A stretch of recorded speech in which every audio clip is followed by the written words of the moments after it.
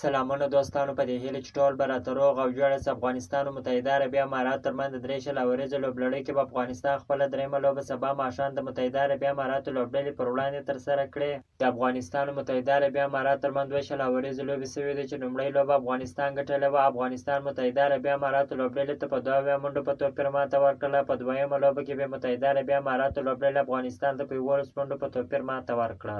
افغانستان او متحده عربي امارات په دویمه شل اوريزو لوبه کې سره مخ شول چې د دې لوبې ټاس متحده عربي اماراتو لوبډلمشر وګټي. په خپله د توپونې پرېکړه وکړه. په ټاکل شوي شلو اورونو کې د 7 لوبغاړو په سوځېدو سره 166 منډې جوړې کړلې.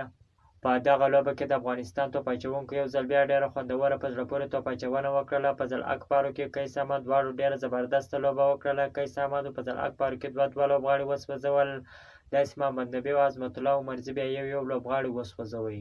د 160 منډو هدف په تعقیب کې افغان لوبډلې ډېره خرابه ناکامه توپونه وکړله. ونه توانېدله چې د اماراتو د 160 منډو هدف پسې ځان ورسوي. ټول لوبډله په 19 اورونو کې په 155 منډو باندې وسوځېدله چې په 11 منډو په توپیر اماراتو لوبډلې څخه ماته وخوړله. د افغانستان لوبډلې په ګټه محمد نبي یو ځل بیا ډېره خوندوره په زړه پورې توپونه وکړله. ونه توانېدی چې د اماراتو لوبډلې ته ماته ورکړي. 40 منډې جوړ کړلې. که دغه سبانۍ لوبه هره لوبډله ګټي نو سیریز به د هغه په نوم کیږي. او بل بیا افغان ځوانانو د افغانستان او هندوستان ساوت افریقا 3 اړخیزه سیریز کې ساوت افریقا لوبډلې ته ماته ورکړله. افغان لوبډلې په لومړۍ لوبه کې د هندوستان څخه ماتې خوړلې وه، خو تېره شپه یې ساوت افریقا لوبډلې ته په 40 منډو په توپیر ماتې ورکړله. ټولو هیوادوالو ته دې مبارک وي. که مو چیرې دغه ویډیو خوښ شوې ده په چینل کې نوي یاست نو حتما زموږ چینل هم درسره سبسکرایب کړئ. که مو د فیسبوک پیج تر اوسه نه وي فالو کړی نو حتما مو فیسبوک پیج هم درسره فالو کړئ. تر بلې ویډیو پورې د الله په امان.